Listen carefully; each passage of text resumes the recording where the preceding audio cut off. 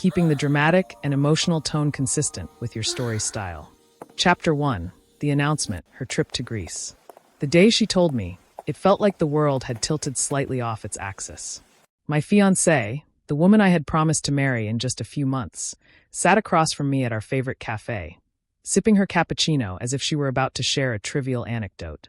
But the words she spoke next pierced my chest like a cold blade. "I'm going to Greece next week with him." I froze mid-sip. The coffee's warmth vanished in an instant, leaving only a hollow heat in my chest. "With who?" I asked, trying to keep my voice steady. "Alexander," she said casually, as if saying the name was no different from mentioning the weather. My heart thumped painfully against my ribcage. Alexander, her ex. The one man who had held a piece of her heart before I came along. The one I had always suspected lingered in the background of her life. I nodded slowly, trying to process the news. "You're serious?" "Of course," she replied, smiling softly, oblivious to the storm brewing inside me. "We've been friends for years. I want to give closure before the wedding. And don't worry, I want you to know I'm still completely committed to us." I forced a smile, the kind you give when you're trying to convince yourself everything is fine. "I understand. If this makes you feel better, I trust you." The words sounded hollow even to me. Part of me wanted to demand she cancel the trip, forbid her from seeing him, but another part, an even more stubborn part, wanted to appear composed. I couldn't let anyone see the cracks in my confidence. Especially not her. That evening, I replayed the conversation over and over in my head. Greece. Her ex-friends. Closure. Every word twisted into 1,000 different versions, each one worse than the last. I felt the familiar pang of jealousy gnawing at me, a silent warning that I wasn't as ready to be so magnanimous as I had tried to appear. The days leading up to her trip were excruciating. I threw myself into work, meetings, and late-night runs, anything to keep my mind from obsessing over the thought of her being there with him. I imagined them walking along the whitewashed streets of Santorini, the sunlight glinting off the Aegean Sea, laughing and sharing memories I could never be part of. When she finally left, she gave me a hug at the airport, whispering, "I'll miss you. And don't worry, I'm thinking of you always." I held her for a moment longer than necessary, memorizing the scent of her hair, the warmth of her touch, and the fleeting smile that was meant to reassure me. Then, with a gentle squeeze, she walked away, disappearing into the crowd. I stood there, motionless, watching her go, the reality settling in. I was alone, with only my thoughts and my insecurities. But instead of succumbing to despair, I made a decision. I would support her publicly. I would give her my blessings, even if my heart was quietly shattering. It wasn't about weakness, it was about pride. About showing the world, and perhaps even myself, that I was strong enough to trust her, to let go of my jealousy, and to keep my composure no matter how I felt inside. So, when the photos started appearing on social media, her and Alexander on a boat in Mykonos, laughing in front of the azure waters, sipping wine at a seaside taverna, I was ready. I crafted a comment beneath her post. "Have a wonderful trip. Enjoy every moment. Safe travels, Red Art." My hands trembled as I hit post. It was a lie, but it was also a shield. Behind that message, behind the smiley heart, was a torrent of emotions I couldn't possibly reveal. Anger, jealousy, doubt, fear. But no one could see it. No one would. Not her, not my friends, not the strangers scrolling past our photos. And yet, despite my efforts to maintain composure, I couldn't stop checking her updates. Every picture, every story, every seemingly innocent laugh shared with him felt like a sting. I wanted to hate them, to resent him, but the rational part of me, perhaps the part that had chosen to appear magnanimous, reminded me that this trip was her way of achieving closure, of settling the past before stepping into a shared future with me. It was a bitter pill to swallow, and yet, in some strange way, it also gave me a glimmer of respect for her. She wasn't hiding anything. She wasn't sneaking around. She was honest, upfront, and willing to endure her ex's presence for the sake of clarity. That, I thought, was what maturity looked like. That, I told myself, was love. But love doesn't erase insecurity.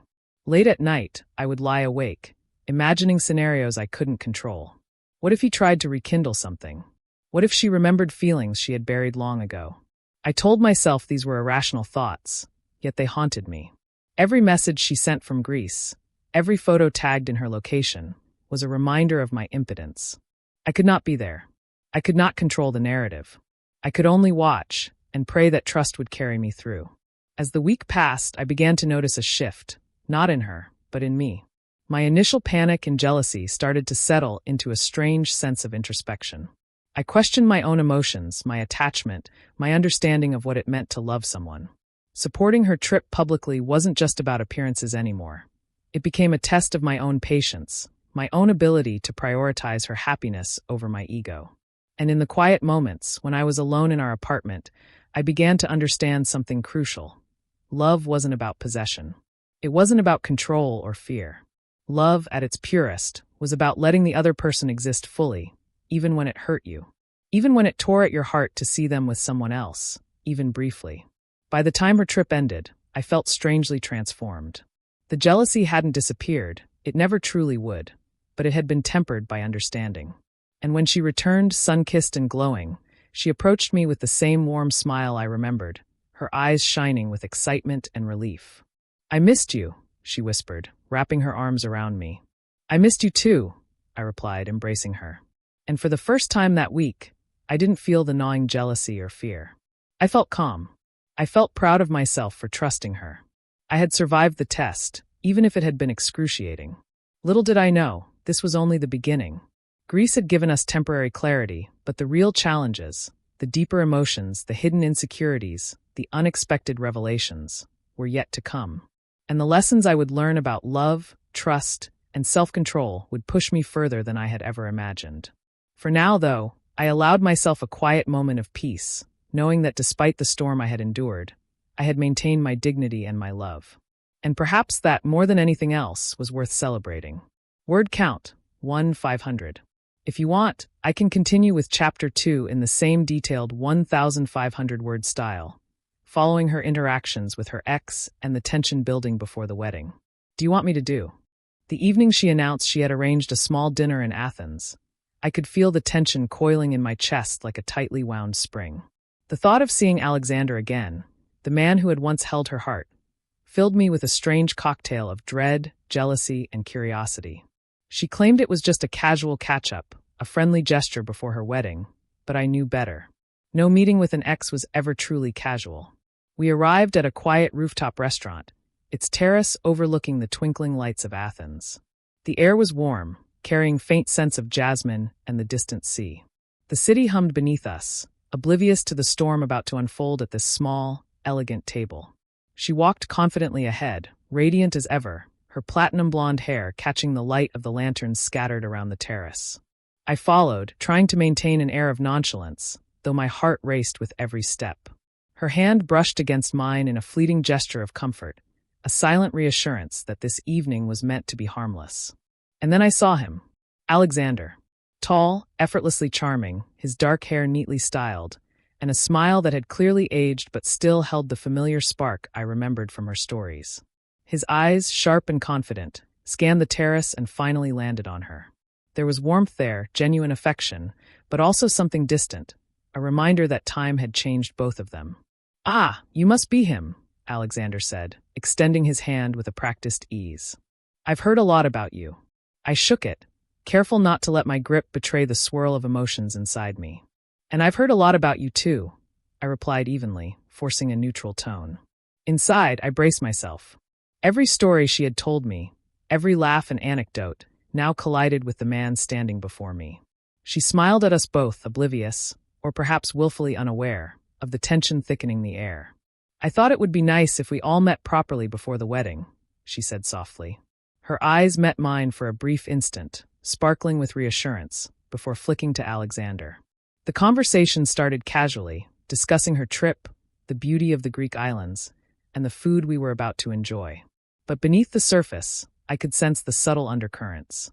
Alexander's gaze lingered on her longer than necessary, a quiet admiration that was impossible to miss. And I could feel my chest tighten with every glance, every laugh, every shared memory slipping between them. At one point, she excused herself to take a phone call. Left alone, I studied Alexander more closely. There was a confidence about him, a charm that was both infuriating and magnetic. I realized then that the tension wasn't just about her past. It was about the undeniable connection that still existed, subtle as it might be, between them. "You've got a good one," he said quietly, his voice low, almost conspiratorial. "She's lucky to have you." I bristled, unsure if his words were sincere or if there was an edge of something else, mockery, perhaps, or a test. "Thanks," I replied cautiously, not meeting his eyes. I wanted to assert my presence, my claim, my right to stand here unshaken. But inside, a part of me questioned whether I was enough. When she returned, the dynamic shifted instantly. Her presence seemed to illuminate the space, diffusing the subtle tension yet simultaneously highlighting it. She was the fulcrum between us, a radiant axis around which the silent battle of attention and emotion revolved. The rest of the evening was a careful dance. I forced smiles, laughed at the appropriate moments, and contributed to the conversation without giving away the storm raging inside me. She laughed at a joke he made, and I reminded myself to stay calm, to not let the jealousy win. I was determined to maintain the image of a composed, trusting partner, even if my heart screamed otherwise. But hidden tensions have a way of surfacing. Midway through dinner, a comment slipped out, innocent on the surface, but loaded beneath. Alexander mentioned a shared memory from their past, something she had done that made him laugh. She chuckled, the sound carrying over the gentle clinks of cutlery and quiet murmurs of other diners. I felt a jolt, a sting of something I couldn't quite name. Anger? Insecurity? It was a mixture of both, sharp and unrelenting. I forced myself to respond with a witty remark of my own, trying to steer the conversation back to neutral ground. But the seed of unease had been planted. As dessert arrived, the mood lightened slightly, but the tension lingered like an uninvited guest. Alexander's eyes occasionally flicked toward me, assessing, measuring. I caught him once, his gaze sharp, and I held it, refusing to look away. There was a silent understanding, a mutual recognition that we were both aware of the delicate balance in the room. She reached across the table, resting her hand briefly on mine. "I'm glad we're all here," she said, her voice soft and sincere. "I wanted everyone to be comfortable, to start this next chapter without regrets." Her words were meant to soothe, to reassure, but all I could feel was the weight of unspoken truths. Greece had brought her and Alexander together for a fleeting reunion, and while she intended it to be harmless, the emotions it stirred in me were anything but. After dinner, we stepped out onto the terrace overlooking the city. The cool night air brushed against my face, and I inhaled deeply, trying to steady the whirlwind inside me. She laughed at a joke Alexander told, and I smiled, outwardly calm, inwardly simmering. I had given my blessings publicly, but the private storm was far from over. Alexander excused himself to take a phone call, and in the silence that followed, I finally spoke. "Do you remember why we're here?" I asked softly, my eyes meeting hers. She looked at me, a hint of confusion, then realization. "Yes," she whispered. "I want closure. I want to step into our future with clarity. That's why I arranged tonight." I nodded, understanding her intention but struggling to reconcile it with my feelings. Closure for her didn't mean closure for me. I was witnessing pieces of the past I had no part in, feeling emotions I hadn't expected to confront. By the time we left the restaurant, I felt drained. My fiancé walked beside me, radiant and smiling, unaware, or perhaps indifferent, to the emotional battle that had raged silently between Alexander and me. I forced a smile for appearances, reminding myself of the lesson from the trip. Love isn't about possession, it's about trust, patience, and understanding. Yet as we drove back to the hotel, I couldn't help but feel the lingering tension. Greece had offered her a moment of reconnection with her past, a fleeting nostalgia, and I had survived it, outwardly composed. But the emotional residue remained, a quiet storm that I knew would not dissipate easily. That night, as I lay in bed, I thought about the complexities of love and trust. I had publicly given my blessings, appeared magnanimous, and yet privately, Greece had been a beautiful backdrop, a romantic escape for some. But for me, it had been a battlefield of quiet emotions, subtle. And deep down, I knew one thing with absolute certainty. No matter how tense or complicated the journey, I would face it with composure, patience, and unwavering love. But the question remained, how long could I keep my heart untouched while standing in the shadows of her past? The morning of the social announcement felt heavier than I had anticipated. I had always prided myself on maintaining composure, on projecting confidence and calm in the face of challenges. But today, the world would be watching, and the world would see me smiling while my heart quietly wrestled with a storm of emotions. My fiancée was radiant, as if nothing could touch her. She moved with effortless grace through the sunlit hallway, her laughter spilling like music, as she prepared to share her journey to Greece with friends, family, and acquaintances on social media. She had insisted that transparency was important, that honesty, even about her trip with her ex, was necessary to maintain trust. And I had agreed. Publicly. Privately, I had nearly faltered under the weight of my insecurities.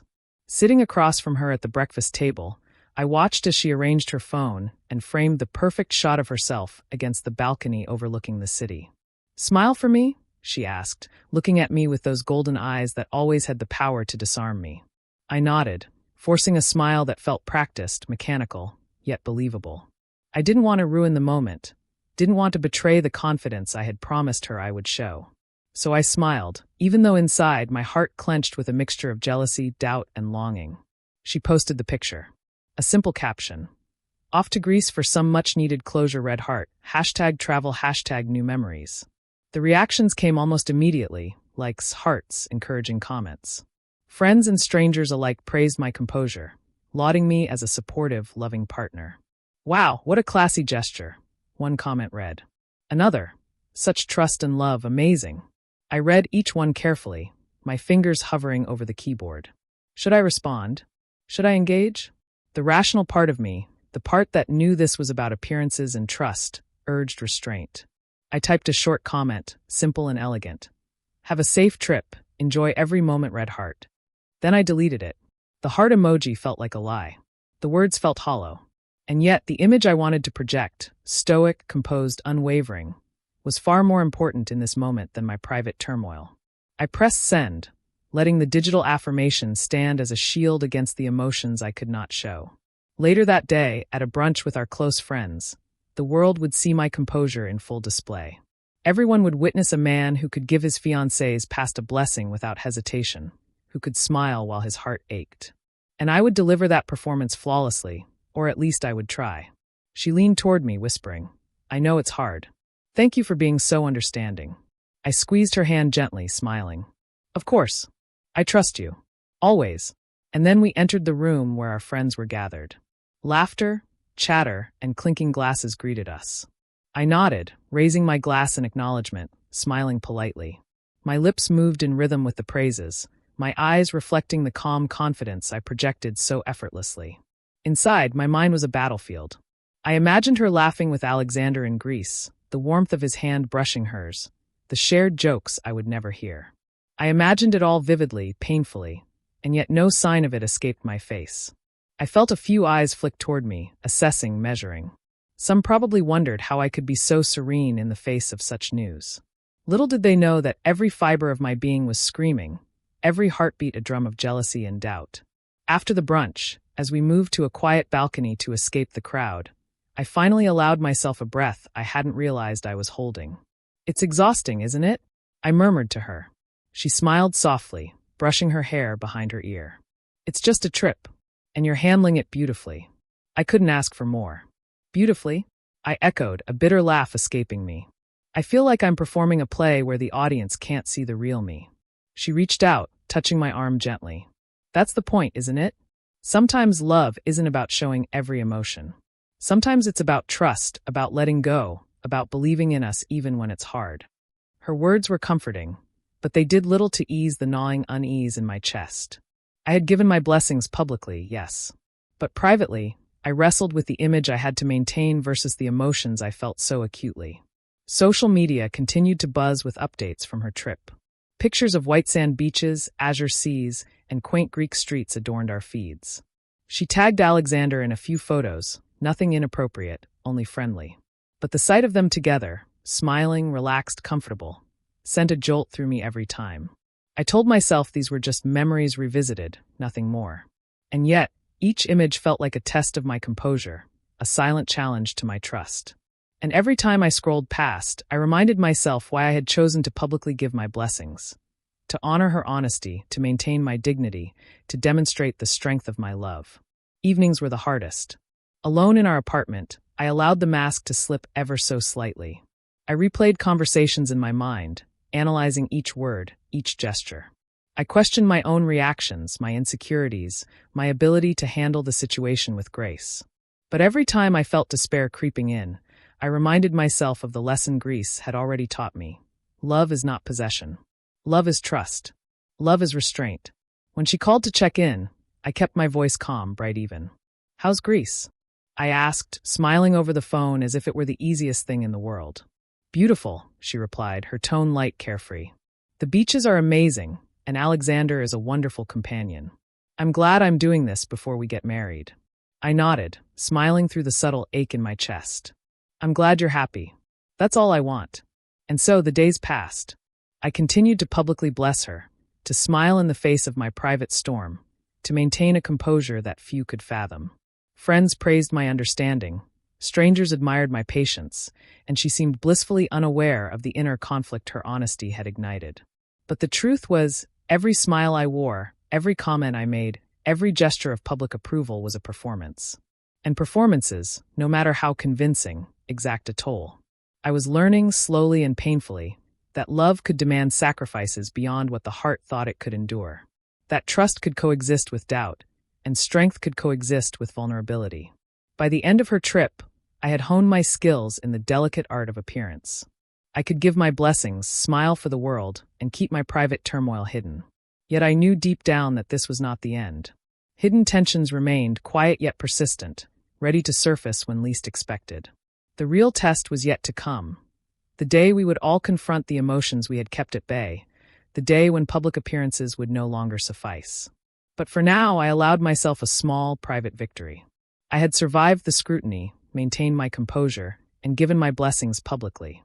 I had kept the smile that the world expected, even while my heart learned a painful lesson in restraint and trust. The journey was far from over. Public blessings were easy. The real challenge, facing the hidden tensions, confronting jealousy, and trusting completely, was only beginning. But I was ready, or at least I hoped I was. It had been a week since she left for Greece, and every day felt like a slow unraveling of my patience and trust. I had maintained my composure publicly, smiled through social media posts, and given my blessings without hesitation. But the private side of me was a different story entirely. Every image, every update from her trip was like a carefully placed clue in a puzzle I wasn't sure I wanted to solve, but couldn't stop trying to. The first clue came in the form of a seemingly innocent photo. She was standing on the edge of a sun-drenched cliff in Santorini, the Aegean Sea stretching endlessly behind her. Alexander's arm was draped casually over her shoulder. The caption read, "Exploring old memories with an old friend Red Heart, #Santorini Adventures." I stared at the screen, trying to parse the meaning. Memories with an old friend. A heart emoji. Innocent words, perhaps, but I could feel the subtle weight of history pressing down through the pixels. Every smile, every gesture seemed to carry a whisper of the past. I tried to push it aside, telling myself that I trusted her, that I had given my blessings, but the seed of doubt had already taken root. Later that evening, I received a video call from her. The sunlight reflecting off the turquoise waters made her platinum blonde hair glow like gold. "Look at this view," she exclaimed, her voice light and carefree. But in the corner of the frame, I noticed something, a small, intricately designed notebook tucked under Alexander's arm. "What's that?" I asked, trying to sound casual, though my pulse quickened. "Oh, just some notes for a project he's working on," she replied smoothly, glancing briefly at him. But the way her eyes flicked to the notebook, the small hesitation in her voice, told a different story.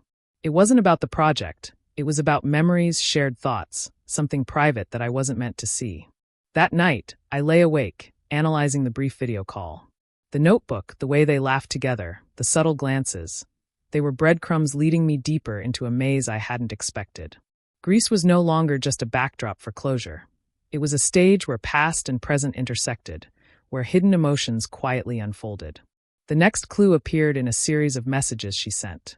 A photo of a narrow cobblestone street in Athens, captioned, "Reminiscing about old times, feels strange but good to let go." Letting go. Strange but good. The words resonated in my mind like a faint echo, unsettling in their ambiguity.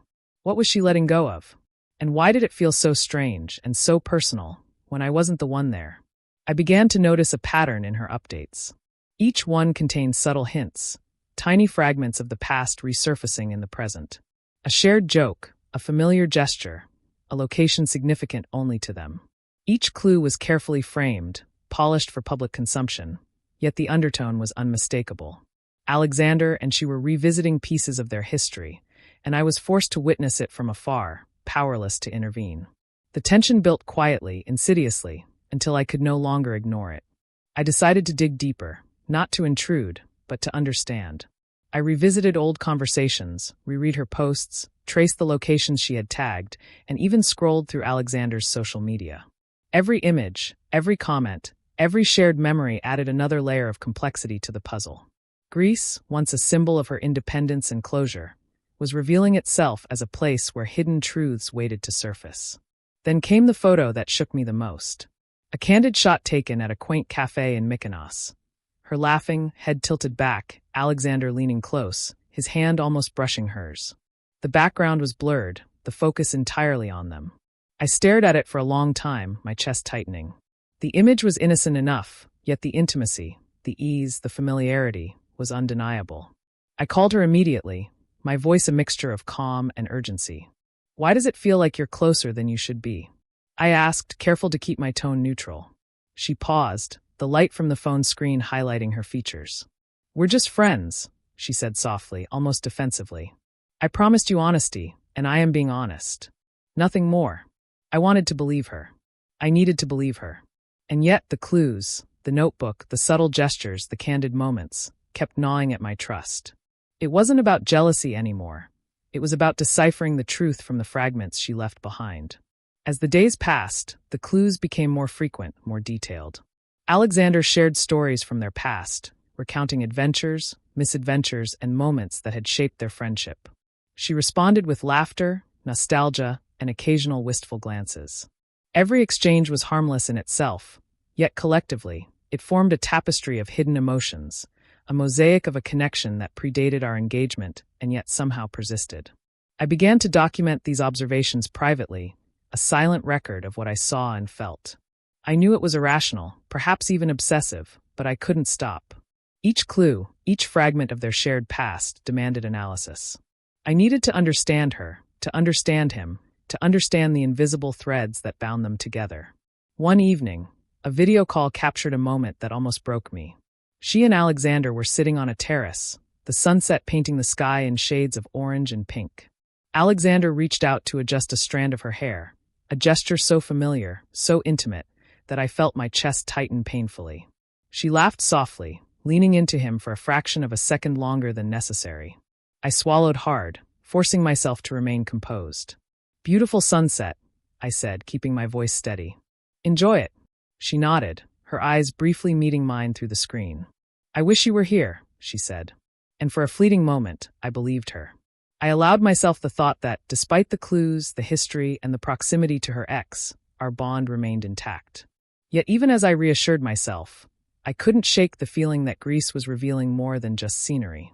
It was exposing hidden emotions, unspoken histories, and subtle connections that I had underestimated. Each post, each message, each glance captured in a photograph was a piece of the puzzle I hadn't anticipated. The final clue came unexpectedly. A photo she sent privately, meant only for me. She was smiling, standing on a cliff overlooking the sea, Alexander's figure in the background blurred but unmistakable. The caption read, "Learning to let go, learning to appreciate the present."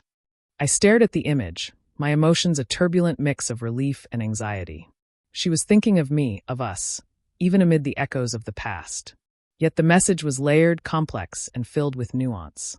Greece had not just been a physical journey. It had been an emotional odyssey, a test of patience, trust, and understanding. In that moment, I realized something crucial. The clues were not meant to hurt me, nor to provoke jealousy. They were markers of a process, evidence of her navigating the delicate space between past and future. And I, too, had to navigate my own emotions, my own insecurities, my own understanding of love and trust. Because in love, as in life, the past never truly disappears. It leaves clues, subtle and persistent, that guide us toward understanding, empathy, and the strength to choose each other, even when the heart trembles with uncertainty. The return from Greece was meant to be a moment of relief, a pause in the whirlwind of emotions that had characterized the past weeks. Yet, instead of comfort, I found myself caught in a storm of conflicted emotions, a constant tug-of-war between love and trust. My fiancée had returned radiant, with the sun-kissed glow of the Greek islands painting her features and a lightness in her step that suggested freedom. But beneath her glow, beneath her smiles, I sensed the subtle ripples of experiences that Greece had left behind, ripples that now collided with my own unresolved feelings. From the moment she stepped off the plane, I tried to maintain the composure I had honed over the past weeks. Publicly, I was welcoming, calm, and supportive. Privately, my mind was a maze of questions, fears, and insecurities. How close had they really been? Did her laughter in my absence carry echoes of affection he once held? Could love coexist with the remnants of her past, or would trust inevitably fracture under the weight of history? The first few days back were deceptively calm. We returned to our shared apartment, unpacked her luggage, and recounted the trip over dinner. She spoke animatedly about the beauty of Santorini, the cobblestone streets of Mykonos, the sunsets, and the architecture. I listened, nodded, smiled when appropriate, but every detail she shared seemed to carry hidden subtexts I wasn't sure I could ignore. One evening, as we sat in the living room, she casually mentioned a moment from Greece. "Alexander remembered the day we first went to that little taverna in Athens," she said, her eyes distant for a moment, almost reverent. I hadn't thought about it in years. It was strange to remember it so vividly. I felt the weight of her words pressing against me. Strange to remember vividly. Memories shared, laughter remembered, moments that existed without me. I nodded slowly, forcing a neutral expression. "I'm glad it brought you clarity," I said carefully. Every word was measured, every intonation controlled, as though I were walking a tightrope. But the truth was far from my composed facade. Inside, I was waging an emotional battle. Love told me to embrace her, to trust her, to celebrate her honesty and the courage it had taken to face her past. Trust, however, demanded scrutiny, caution, and vigilance. It whispered questions I couldn't silence. Had I been enough in Greece? Did her heart carry fragments that belonged to him? Could I ever feel secure knowing the intimacy of the past still lingered? I realized then that love and trust, though intertwined, often operated in tension.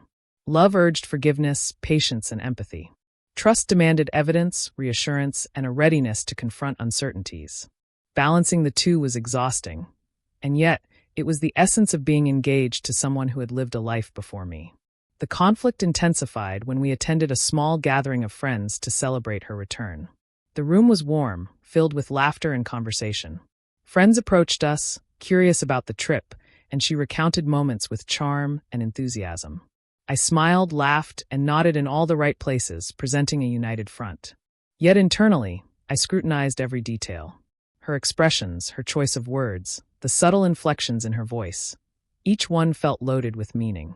Later that evening, she confided in me privately. "I want you to know, nothing I experienced in Greece changes how I feel about you," she said, her voice gentle but firm. "I've faced my past, and it's resolved. I chose you, and I want to step into our future with clarity." Her words were comforting, logical, and sincere. And yet, the emotional residue of the trip lingered. I wanted to believe her wholeheartedly, to trust that the experiences she had shared with Alexander were fully in the past. But emotions are rarely governed by logic alone. Every photo, every anecdote, every glance captured in social media and in her stories left traces in my mind, subtle yet persistent. That night, alone in our bedroom, I wrestled with my feelings. I loved her deeply, more than I could articulate, but love alone did not quiet the storm within. Trust required proof, patience, and a willingness to navigate the complexities of human emotion. I realized that my challenge was not merely to forgive or to accept, but to reconcile the two conflicting currents within myself. The following day, a private conversation with a close friend illuminated the nuances I had been struggling to articulate. "It's not about jealousy," my friend said, sipping his coffee with a knowing look. "It's about emotional honesty. You're trying to reconcile your love for her with the remnants of her past. That's not weakness, that's awareness." His words resonated. Awareness. That was what I needed to cultivate. A clear-eyed understanding of my emotions, the capacity to observe my jealousy, fear, and doubt without letting them dictate my actions. I realized that the challenge of this engagement was not simply to trust her, but to trust myself, to trust that my love and patience could withstand the pressures of history. Yet, the practicalities of daily life complicated this emotional journey. She shared details of her interactions with Alexander, innocuous moments, gestures of friendship, but I could not help feeling a pang of vulnerability. Each disclosure, though meant to reassure me, carried a subtle reminder of her past intimacy with another man. And every time I felt that pang, I questioned whether I could maintain composure, whether I could continue to publicly and privately demonstrate trust without faltering. That evening, as we sat together on our balcony, the city lights stretching out before us like a constellation of possibilities, she leaned against me and whispered, "I'm glad you're here with me through all of this." I smiled, feeling the weight of my journey dissolve just slightly. "Always," I replied. And in that moment, I understood that love and trust are not singular acts. They are continuous choices, moments of courage, and acts of faith in one another. The journey was far from over. The wedding loomed ahead, promising new challenges, new tests, and new opportunities for growth. Yet I felt equipped to face them, strengthened by the lessons of conflicted emotions, the delicate dance of love and trust, and the resilience forged in the quiet crucible of patience, understanding, and unwavering commitment. I realized that the true test of our relationship was not merely surviving Greece or Alexander's presence. It was the ability to navigate the inner landscape of our hearts, to confront doubt without abandoning love, to balance jealousy with trust, and to continue choosing each other in the face of uncertainty. And in that realization, I found peace. Not complete, not permanent, but enough to smile, to love, and to prepare for the next chapter with courage, conviction, and an unwavering commitment to us. The morning sun filtered gently through the tall windows of the villa, casting a soft, golden light across the bridal suite. The air was filled with the scent of fresh flowers and the faint hum of distant waves crashing against the cliffs below. I stood in front of the full-length mirror, adjusting the delicate folds of my wedding gown, feeling the weight of every decision I had made in the past months. The dress was beautiful, an exquisite silk creation that hugged my form and flowed elegantly to the floor. But it was more than a gown.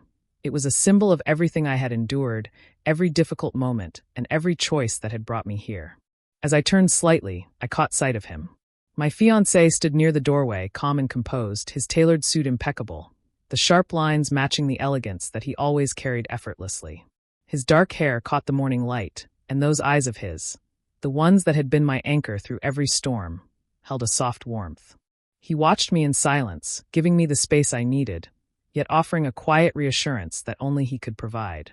I took a deep breath, reminding myself of why I was here. The past had been messy, filled with moments of doubt, fear, and jealousy. My journey to this point had been anything but straightforward. I had faced betrayals, misunderstandings, and lingering shadows of old connections that threatened to destabilize the fragile foundation of trust one had painstakingly built. Yet here I was, on the precipice of a new beginning, ready to step forward into a life that was ours alone. The doorbell chimed softly, announcing the arrival of the first guests. I smiled faintly, knowing the next few hours would be a whirlwind of greetings, congratulations, and well wishes. Despite the nerves twisting in my stomach, I was determined to maintain my composure. Today was not about the mistakes of the past or the ghosts that lingered.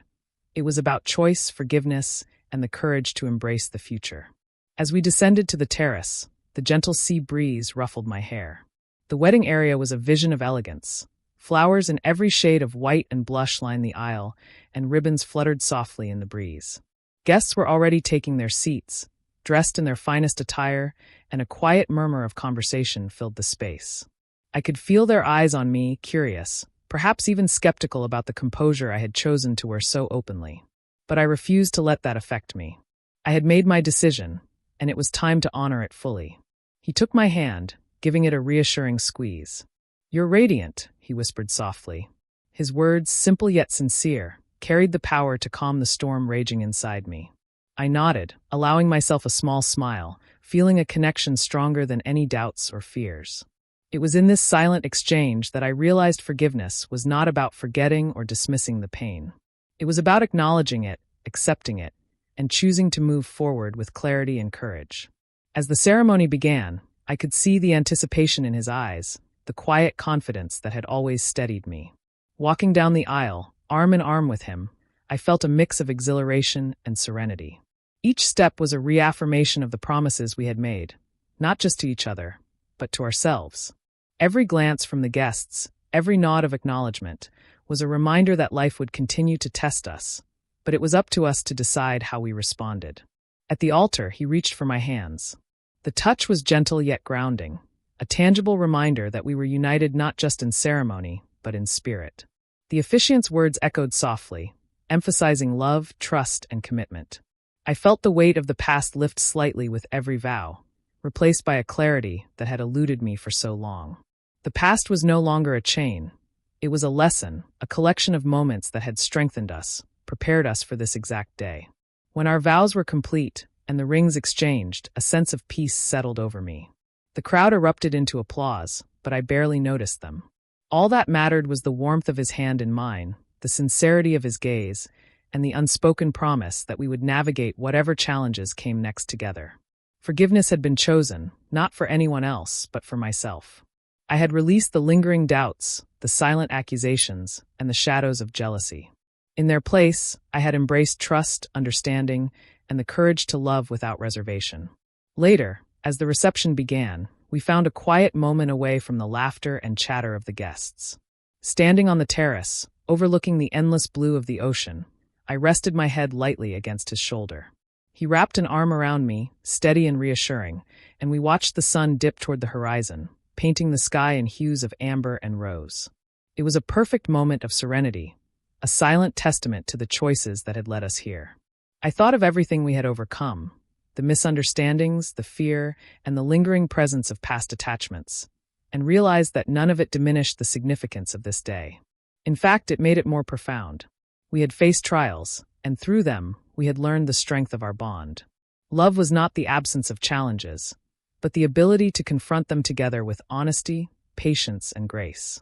As the evening progressed, laughter and music filled the villa. Guests danced and celebrated, yet I remained anchored in the calm knowledge that I had made the right choice. Forgiveness had not been easy, nor had moving forward. But in choosing to do so, I had reclaimed my sense of peace and agency. I had embraced love not as a blind leap, but as a deliberate act of courage. The night ended with fireworks over the ocean, illuminating the sky in brilliant bursts of color. Standing beside him, hand in hand, I felt a profound sense of completion. The journey had been long, winding, and fraught with moments of doubt. Yet in choosing forgiveness, in choosing to move forward, I had found freedom, not just from the past, but from the weight of unresolved emotions. I could finally breathe, fully present in the joy and love that surrounded me. As we left the terrace, stepping toward the life we would build together, I realized that this was more than a wedding. It was a declaration that despite mistakes, misunderstandings, and trials, we had chosen each other. We had chosen trust, resilience, and the courage to love wholly. And in that choice, we had found not only each other, but the strength to face whatever the future held together.